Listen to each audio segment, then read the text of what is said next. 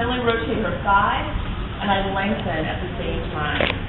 So when I do this, I look to see that one buttock has dropped down and flat. That's when I know I've gone enough.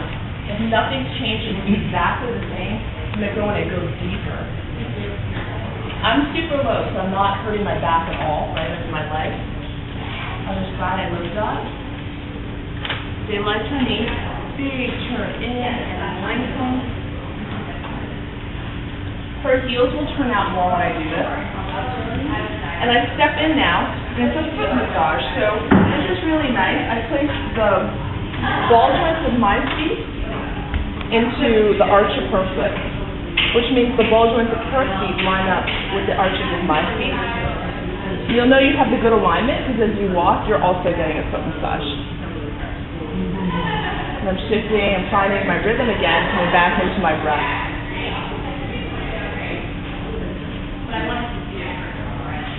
Keeping that pressure down. Now I'm going to palm line 3, the back of the leg.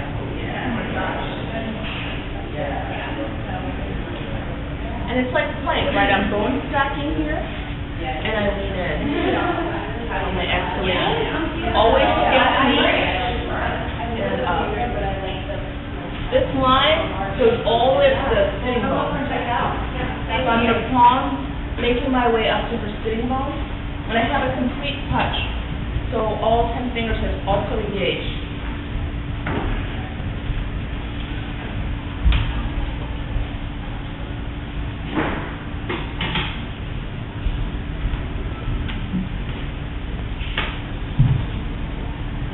I move into a rolling pin, lifting her left leg up. I lift her knee and I slide myself in there pretty tight, nice and personal. And I stretch her leg out on my other leg. Using the fleshy part of my forearms on, you'll feel the muscles. They're a little, there's typically, it depends on where the tension will be, but I'm avoiding the bone again and the knee. One arm is rolling the lower leg, one arm is on the upper leg. Yeah, you can spend some time here. I start in, I roll out. Okay, versus like... Yeah. Okay. I know, it's like very confusing, right? It's not consistent. Okay, great. Sometimes you start here, you go out, sometimes you start here, you go in. And I'm sorry, there's nothing I can do about that. Yeah, you know, in some types of work, you think of energy flow when you're trying to get it go one direction, or there's this always, spread out from the heart or into the heart. I like to think of kind of how you just want to get it moving. So now I'm taking my Elbow performance? Yeah. Well, it's not just the performance though. Like I start there, I have a nice light touch, I'm actually warming up. So you think of all the things we've done, we've worked around the trochanter, we've gotten into a little bit of the glute, but we haven't really gotten in there deep yet. Okay. Right, so this is where I'm warming it all up. Again, I avoid bone from above her sitting bone, inside the sacrum, below the pelvis, and I work through the soft tissue, and I get it all in there. I like to get into the side here, and now I'm using more of my upper arm a little, less elbow pressure, and I'm making circles. This is delicious. Spend a lot of time here, but for right now, we'll move on to warming up her back some more. Like if you do back bends, you want to get the back lines nice and flowing, back muscles more relaxed. Just like you would on the foot, I like to use my hands on my wrist to just give a little bit more directional touch. I'm rolling on lines 1, 2, and beyond. So I've got like, it's not just here, I'm not using my elbow more, it's the whole fleshy part of my arm.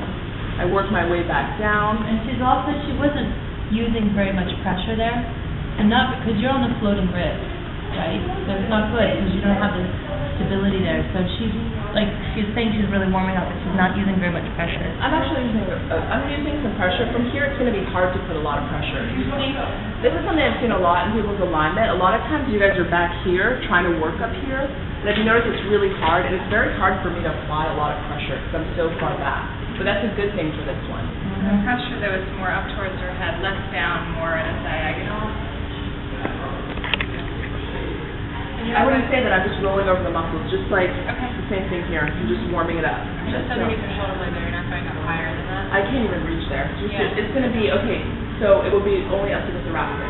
You're not gonna get up to the scapula at all. It will stay lumbar, mostly lumbar, actually, and then thoracic. You could avoid kidney. I've never had a kidney problem. Well, that'll be I get in there. The next level, I'll show you how to get in there, work it all out. Can you make that noise right along with it? No, they make that noise. Dad, I realize her leg. Exercise. Lift up, so I make space, slide in. Her leg is resting, so her knee is actually resting between my legs, so I'm not hyperextending her knee. Yeah, this would cause hyperextension, especially if I roll, right? So her knee is just unsupported. I'm supporting her calf, and I'm rolling pin again. And it depends on the person. Where I feel the tension, that's what I'm going to work on. A lot of people have a lot of tension down here, I'll lean down there more. If the person, runs a lot, I see I'll roll their thigh back, and I just get into what I need to get into. Again, elbows are light. And even here, I'm super sensitive. Notice my elbow.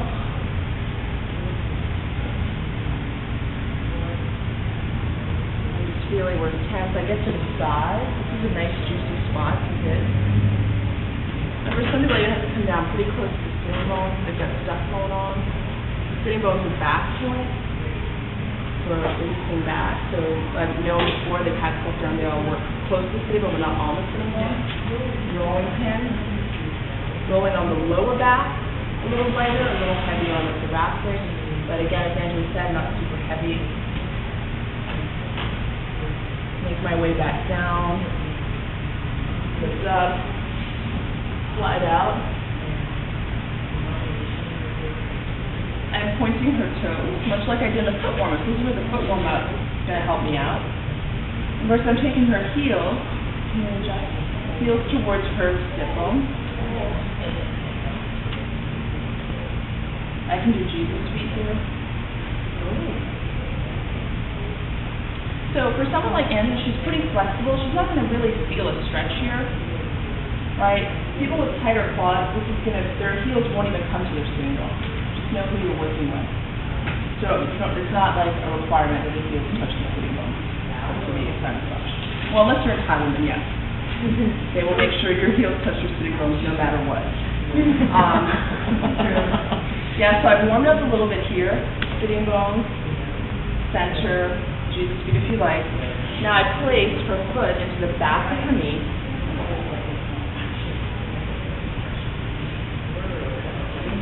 That's a great pressure on the foot point. I switch hands now.